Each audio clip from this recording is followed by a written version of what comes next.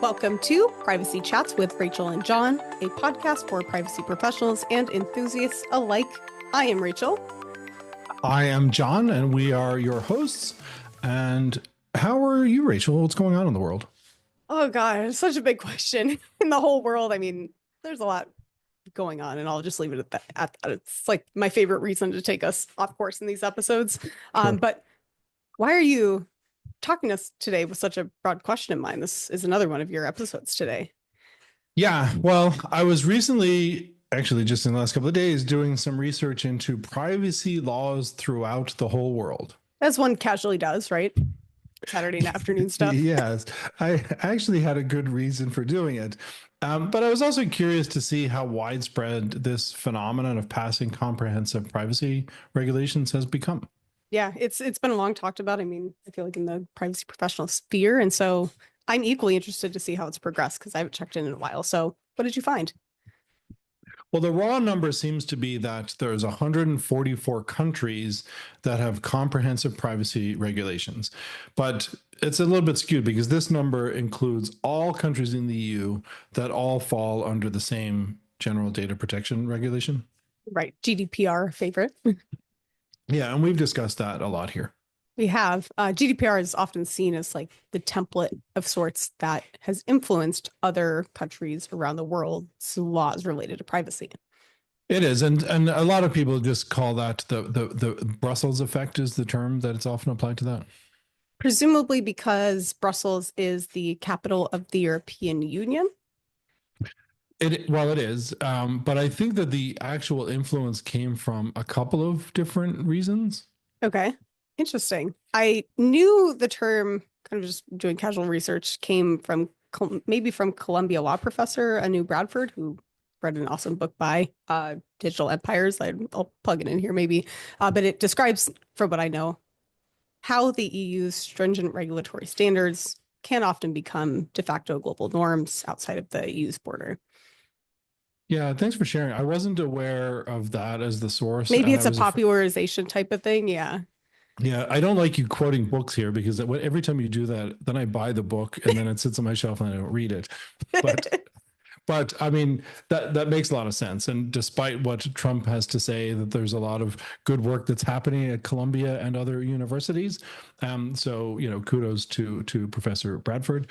But I think that the first reason that I think that a comprehensive privacy why for the Brussels effect is that comprehensive privacy regulations just make sense. And like if you see a neighbor doing something that is sensible, and there's a positive outcome from it, it just makes sense to emulate that. Yeah, it does. I mean, it certainly helps make trade easier and maybe even non-digital contexts, I would assume. But what is the other reason? Well, so GDPR has, when you talk about trade, GDPR has a section that's referred to as the extraterritorial effect, in that there are, when you have companies that are outside of the EU, are required to abide by the law. Yeah. And I feel like this is still, I think honestly, that the Brussels effect, GDPR is still, it's all an underappreciated fact about privacy, but perhaps the most important part of GDPR. Like reading verbatim, it states that, it applies to, GDPR does, the processing of personal data, of data subjects, basically people, citizens, right, who are in the Union, the European Union, by a controller or processor. I won't get into that too much. Not established in the Union, where the processing relates to goods or services, data subjects in the Union, or monitoring their behavior as far as their behavior takes place within the Union, right? Yeah, I mean that's it, that section. And so many companies that are outside of the EU have to abide by that law because of that section that you talked about. But even more significantly, Chapter 5 of GDPR is about the title of it is transfers of personal data to third countries or international organizations. Huge topic in the privacy professional world. So I like where you're going with this. Yeah. So, I'm not going to read the whole thing. It's pretty lengthy, but it basically says that data about people in the EU cannot be transferred to countries outside the EU unless those countries have equal or adequate protections similar to what the GDPR offers. Right. So if countries throughout the rest of the world want their companies to be able to conduct businesses with countries within the European Union, they need to up their game. Yes, exactly. The Brussels effect. Okay. Right. So I found a 2022 article. It was from a vendor in the data protection space. It was titled 17 Countries with GDPR-like Data Privacy Laws.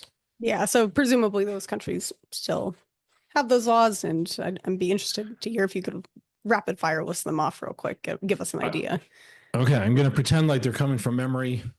I'm reading them off the screen though, but the list included at the time, again 2022, Australia, Brazil, Canada, Chile, China, Egypt, India, Israel, Japan, New Zealand, Nigeria, South Africa, South Korea, Switzerland, Thailand, and Turkey. It's amazing how by memory you listed those off in alphabetical order too. But hey, I looked at your notes. I'm not going to pretend like I'm not, counting these from writing them down, but that's 16 countries. I thought you said 17 in that article. The article did say 17, and interestingly, it included the United States. But I disagree because we don't have a comprehensive federal privacy regulation. So why did they add it then? It's kind of cheating. They were actually giving credit to state laws, and there are a lot of them. We've talked about that before, like the CCPA, the California Consumer Privacy Act, which was later modified by the CPRA, the California Privacy Rights Act, and a lot of other states that have since passed privacy laws. And part of their rationale was that California, just by itself, has, and this was a quote, the state has a larger population and annual GDP than most countries in the world. And they actually cited some research from the IMF, or a source from the IMF, to back that up. Yeah, I always kind of know in my brain it's at least top 5, top 3 area of literally, or just GDP in the world. So makes sense when you put it that way, and rereading that article title. It is technically saying countries with comprehensive privacy laws, not necessarily national or federal comprehensive privacy laws. Got it. Sure. Okay. But, and in fairness to some of those countries, some of these were amendments to existing laws. So, for example, Israel had a protection of privacy law from 1981, which, years and years ahead of GDPR, which then was later modified. New Zealand had a 1993 Privacy Act that got some new amendments in 2020. So, these aren't all greenfield laws that sprouted up from scratch after GDPR. Makes sense. So we should be seeing perhaps similarities across them. Let's talk about that. There are similarities, and I leveraged AI to run a comparison between a few of these. So I started with a comparison between the GDPR, can't leave that one out. I picked Japan's Act on the Protection of Personal Information, or APPI, Brazil's LGPD. I'm not going to try and say what that means because it's in Portuguese and I would butcher it. So we're just going to call it Brazil's LGPD. And the Personal Information Protection Act, or PIPA, from South Korea. So those are the 4 we're going to talk about. I mean, all these countries and the ones we're rattling off, it covers a broad section of the world, and somehow all fell within 4-letter acronyms, I'm now noticing, but just a funny side note. Yeah, I guess. Yeah, that does make sense. Maybe it's just easier. It rolls off the tongue better when it's 4 letters. So for the comparison for these that are kind of a broad section of the world, I asked ChatGPT, just, hey, look at these 4 laws and compare them for me. And it chose, I didn't ask it what criteria to use. So ChatGPT chose the following criteria for comparing these.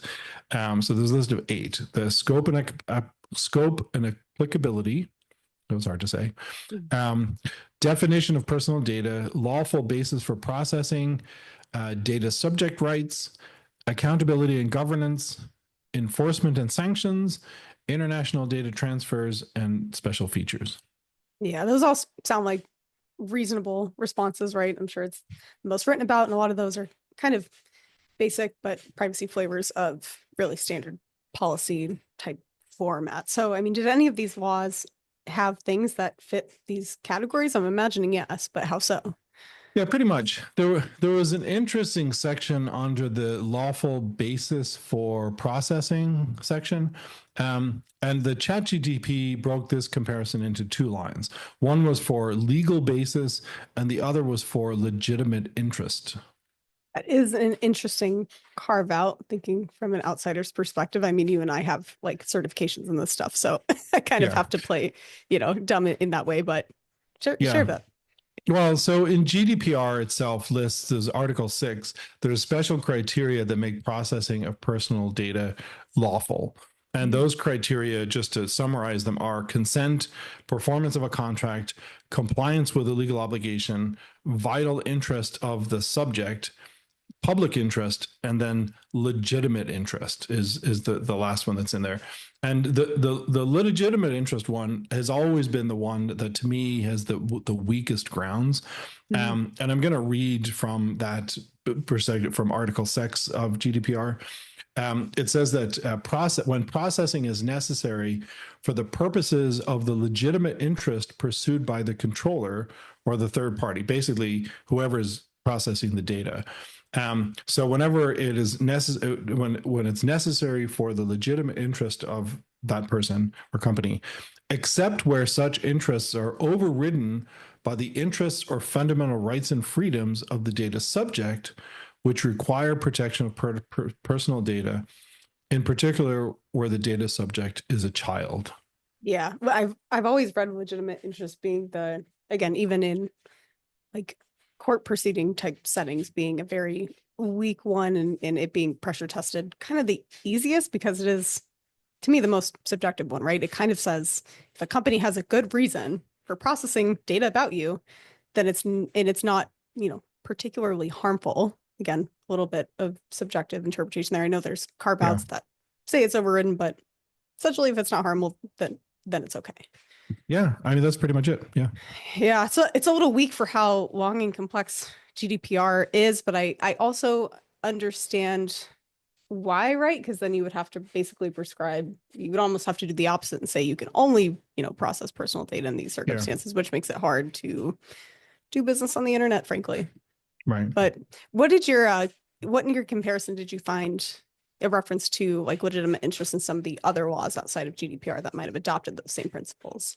Yeah. And again, this comparison, I was only looking at those 4 out of the 144 countries, but LGPD in Brazil allows it, the legitimate interest. PIPA in South Korea and the APPI in Japan do not. But we're aware that it is very likely something that exists in those other countries' laws. Yeah, so it seems, right. Yeah. What about each of these laws defining personal data? Is that very uniform? There were clear similarities across them. So LGPD and PIPA, I should spell that one out, PIPA, were identified as having similar definitions. That's a quote from ChatGPT. Similar definitions to GDPR. Really, that any information about an identified or identifiable natural person, that's natural person is GDPR language. APPI was slightly different, and it said information about a living individual that can identify the individual. Yeah. So different, I guess, in its explicit text, but definitely in the same ballpark. Yeah, I mean, yeah, it's generally the same, I think. We're not lawyers here. There were some differences in how sensitive data is defined. Which is particularly interesting. How so? So GDPR includes race, political opinions, religion, health, sex life, biometric, and genetic information. LGPD was similar, but it also added philosophical beliefs. Interesting. So it's kind of a merging of political and religious beliefs, I guess. I think so, maybe, perhaps. It's very open-ended. I mean, this could be a good question for our friend Gonzalo, the philosopher. who's been on this podcast before. Shout out and love Gonzalo. Welcome back. Yeah. Yeah. So yeah, we'll have to talk to him. Yeah, he'll be our go-to for philosophy questions. PIPA, PIPA explicitly adds criminal records as sensitive data. Which I think is totally reasonable, right? It is. Yeah, it is. And APPI doesn't use the term sensitive data, but it has a category for what's called special care required personal information. And that includes race, religion, social status, social status, medical history, and criminal record. So similar categories, but social status is kind of an interesting one to include. I'm curious how that's kind of defined more discreetly. Yeah, it is. I don't know. Maybe it's like how many likes you get on pictures that you upload of your food on Instagram, or the number of cocktail parties that you get invited to. Sure. Yeah. What is the status symbol then? I mean, oh dear. I mean, we're kind of getting into Black Mirror territory a little bit here. I know. We're still waiting for those producers to call us, right? Yep. Our inbox is open. But what other basis of comparison did you have between some of these countries that have adopted GDPR-like laws? Yeah. Yeah, so the most significant is the comparison of data subject rights between these laws. And how did that work? How did those compare? So before we look at how they compare to each other, I think that the basis of comparison was interesting. So in GDPR, data subject rights are codified in Chapter 3. There's several articles, I think articles 15 through 21. And they include things like the very specific sections in different chapters: right of access, right to rectification, right of erasure, right to restriction of processing, right of data portability, right to object, and a very specific section about automated decision making. And was that essentially a one-to-one list, or how did that show up? The comparison, and again, this was ChatGPT that came up with this, the way to compare it, but the comparison used this exact list of user rights. None of them were missing, but I think what was notable, there were none other added that, that like this other right showed up in a different law that wasn't in GDPR, then that would have been a section that was added, and there wasn't. So I thought that was notable to me. Yeah, it's only further evidence of the Brussels effect in action here. So how did these laws compare using the data subject rights angle? Yeah, so looking at it, all four of the laws that I compared had access and rectification rights for data subjects. So those were two that were exactly the same across all four. For erasure, the right was in all four, but was listed as being limited in PIPA and APPI. Yeah, so that's good consistency still. How about, were there any additional data subject rights? So for the remaining rights, so portability, restriction or objection to processing, and automated decision making, the rights did exist in GDPR, as we know, since that's the template, and LGPD from Brazil, but they were not at all in either PIPA or APPI, so not in South Korea or Japan. Got it. And so that kind of shows that even where there was a deviation from GDPR, there was consistency with more than one jurisdiction, differing a little bit from the baseline. Again, we said they didn't add anything on top of that. If anything, they're just not maybe including everything GDPR asks for. Yeah, agreed. Yeah, that's a good point. Yeah, agreed. And so that was data subject rights. What's the next category that was used for your comparison? Yeah, the next category was accountability and governance. And this looked at whether the laws required things like a data protection officer, requirements for data protection or data privacy impact assessments, DPIAs, and data breach notifications. Yeah, and how did those compare across the jurisdictions that have these laws in place? Yeah, there's actually really good consistency across them. Of the four, data privacy officers are required in 3 of the 4. APPI didn't require them, but it very specifically recommends that large-scale processors use them. Okay, and so to, I guess, clarify then for our listeners, this is a requirement that certain organizations, the DPO requirement, it essentially asks and stipulates data protection officers should be in place, or must, I can't say should, they must be in place to Yeah. ensure that the organization processing data in those countries are within compliance with those data protection laws. It's kind of like that second line of defense, if you will, within companies. And that can be, they're really the head of these privacy programs, right? So there's so many other activities that look at risks and comprehensively assess compliance. Yeah, agreed. And like the way GDPR looks at it is that it requires organizations that do what they call large scale monitoring of data subjects or large scale processing of special categories of data, that they must have a designated data privacy officer to ensure compliance, and also as a person to liaise with regulators. They're the go-to person that they can turn to. And that's why you hire people like us, ideally, to help do that. Yes, of course. So for the part about the data privacy impact assessments, DPIAs, three of the laws require them in some cases. They are not required at all under APPI. Got it. Yeah, and then the last part of the comparison was data breach notification was the last part under this. I'd love to hear about this very much. Has a special place in my heart. So how do those laws compare? So they are consistent across the four laws in that they all require notification of data breaches, but the timing is just kind of a little bit nuanced. GDPR requires it within 72 hours, very specific there. LGPD says within a reasonable time. And the other two, PIPA and APPI, just say without delay. I mean, there's also likely other differences in there about notification to regulators versus notification to affected people. Right, which are different comms in some cases, I'm sure different timing, different order of operations even too. So talk about that. Yeah, so the section of GDPR about notification to data subjects, about the impact to data subjects, is like, I mean, that's their focus. It's what's the impact to the subjects of the breach that is being notified. And I tend to agree with regulators that you don't want to over-report to users.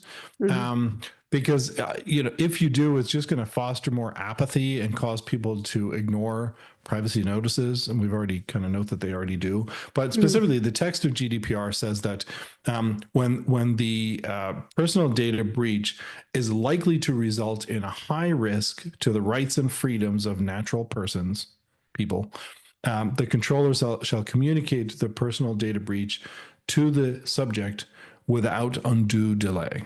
Yeah, it's funny hearing those read out loud. They're like already burned into my brain after having referred to them so long and early in my privacy career. I mean, that makes sense, right? And these notifications are the nature of the breach that had triggered the need for those notifications. They have to meet a certain bar to be considered reportable, right?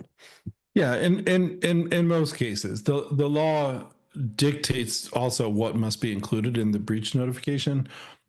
We've all likely received breach notifications, so we're familiar with the type of information that's generally included. I just got one in the mail recently. It's right here somewhere. That as I go through all of the paper on my desk, I have one here. It just came from a local health system. Yeah. So yeah, I mean, but the law is very clear about what you need to include in a breach Yeah. notification. Yeah. And I think this is underappreciated, right? Like as a consumer, I've received these notifications. A lot of times they're reaching out to me with the, a speculation that like, hey, I think you've been, you were a part of this data breach, kind of do some steps to confirm it. I mean, and that goes to show that the requirements across jurisdictions from a company's perspective can be incredibly difficult to get right to Yeah. the T every single time in every single country, right? Because Yeah. you have to consider and compare, like we are doing throughout this whole episode, really, what's considered a data breach, what personal information is involved. And Right. even, the identified individuals involved too. I mean, data sets become ginormous, and there are third parties that involved with helping maintain and handle a lot of these tools and databases. And to Yeah. think global organization can do anything sometimes in 72 hours is crazy. And that's before, kind of analyzing the impacts and the root cause. And basically, it's not as simple as it could sound as sending folks an email saying, yep, we had a breach, sorry. You Yeah. have to make sure you've analyzed all these really critical details, and it can be an expensive process that gets more expensive if you get things wrong, or you get it right, but you take too long to report, because guess what? You could be subject to administrative fines, at least as I know for GDPR, on top of the fine for the data breach happening in the first place. Whew. Yeah, I mean, it's a lot. It's difficult, and some companies are dealing with a customer base and a breach notification that could get into hundreds of millions of people, and it's not easy to send an email or a text message to hundreds of millions of people. And there's lots of nuances into it. I worked for an organization at one point, putting together our cybersecurity incident response plan, and I had very strict rules in there that we didn't use the term breach at all, because I didn't want the clock to start ticking until we were really certain that something It's like bad a legally had gone binding wrong. term in a way. I don't know if I can call Kind it of that like you don't technically, want, but yeah, you don't want somebody coming back later on saying, well, your own internal communications said that you knew that there was a breach back at this point in time. But I'm like, well, we didn't. That was just when like, you weren't done Bob investigating down it, in you're like, there could IT be. said, right. I don't want the clock to start ticking until we actually know that there's a breach. Anyway, so let's move on. So the next category in the comparison is enforcement and sanctions. Ooh, this could be good. Let's hear dollar signs. Yeah. So here's the breakdown of some of the maximum penalties. So in GDPR, the maximum penalty is 20 million euro, or 4% of global turnover, whichever is greater, and 4% is huge. LGPD is 2% of revenue in Brazil. So not global revenue for the company, but 2% of the revenue that the company generated in Brazil. PIPA was up to 3% of revenue, and it wasn't clear to me if it was global revenue or revenue just within South Korea, so I'm not sure about that, but 3% was the number that stood out. And APPI was 100 million yen. The comparison there, or the conversion, is $750,000 or so. But that also includes some criminal penalties. Yeah, that criminal penalties will get your attention for sure. I mean, do they follow through and issue these penalties often? Do you know? They do. So I looked into to find the largest penalties for each of these laws across these jurisdictions. Again, using ChatGPT. And GDPR, the largest fine that I found was 1.3 billion euro fine, which was against Meta Platforms. I remember when that came down. It was in 2023. In LGPD. This was a quote: as of May 2025, the largest fine imposed under Brazil's LGBT was $3,000. It was actually 14,000, whatever the currency is in Brazil, but $3,000. That was levied against a telemarketing company for multiple violations, including the unauthorized commercialization of personal data, failure to appoint a data privacy officer, hire privacy professionals, people. That was an easy one to fumble. Why did that happen? I know. And non-compliance with investigative requests. So that was for Brazil.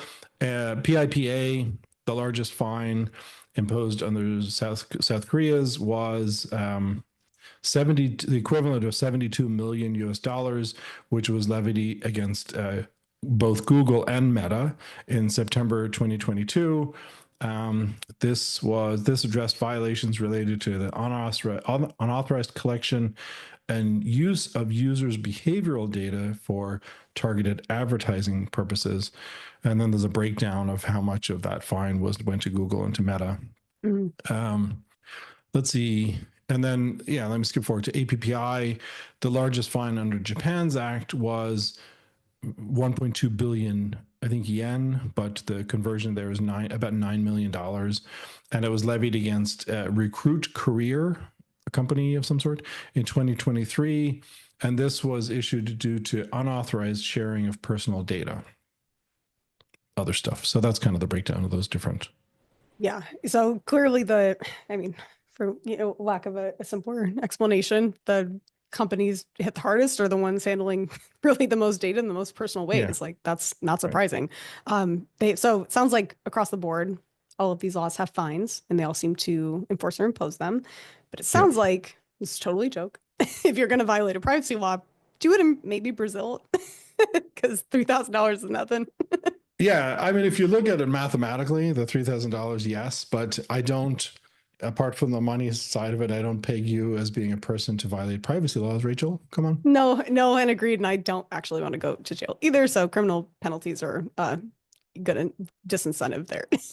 Yeah, and I've heard stories about prisons in other countries. Yeah. We're getting a little long into this episode here. So is there anything else that we should look at comparatively before we wrap this up? Yeah, one last thing. The comparison includes a section about international data transfers, which I think is an important part of this. All four of these laws had sections related to cross-border data transfers, and they all have specific agencies or departments that are identified to track the countries to which data transfers are permitted. That, it shows good consistency again. Yeah, it does. And I think over time, I think that factor, having that embedded in these laws, it will ensure that there are appropriate and adequate protections of personal data in all countries around the world, because all countries are going to want to do business with some other country that has a law like this. Yeah. I mean, we're looking at a way to lock arms globally to ensure good protection of personal data. I like to see it. Yeah, agreed. So, I mean, overall, this was a comparison of just a few laws from around the world. Hopefully, it was representative of what a larger comparison might have revealed.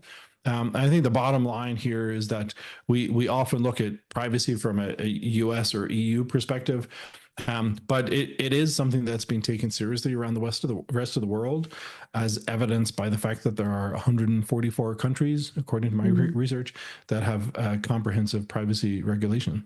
Yeah, and having studied a lot of the content in this episode for years now, like none of this came as a glaring surprise, but did you happen in your more in-depth research, refreshing yourself on this, find anything glaring? I did, and this is a bit disappointing for us, but when I asked ChatGPT to do this research, it cited an IAPP article that told me about the 144 countries, but it also offered a list of countries that do not have comprehensive privacy laws. And this list included Iran, Iraq, Pakistan, Bangladesh, and the United States. But it also pointed out that Bangladesh and Pakistan have draft regulations under consideration. So those are going to get knocked off the list. So that's going to leave Iran, Iraq, and the United States as the populous countries, as they called us in the IPP article, without comprehensive privacy regulations. And even I found Vatican City, hot topic on the news. So Yeah. we're recording this as what do they call that thing where they're electing a new pope, the convocation or the conclave? Is that Oh, it? yeah. I'm That even sounds right. Catholic. I should know. Anyway, so Vatican City, the smallest country in the world, enacted a privacy law in 2024. It was titled the General Regulation on the Protection of Personal Data, but we in the United States don't have one. Being so late to the game is a little embarrassing, but you have to wonder why. We'll get into that right now. Maybe we live in the wrong place. Packing up our bags, and if we keep harping on it, maybe they'll hear us out and we'll come back and pass a new privacy law. I don't know. Yeah, well, we're here doing our part, so we'll keep doing that. So I don't know. You want to finish that out? Yeah. Thanks again for doing the research on this episode. My last bit here. Before we go, listeners, remember that the information shared throughout this episode is that of our own and not in any way affiliated with our employers or other organizations. These episodes are produced on our own time and are based on our own research and professional opinions. Done. Thank you, Rachel. And thanks everyone for listening. See you next time. See you next time.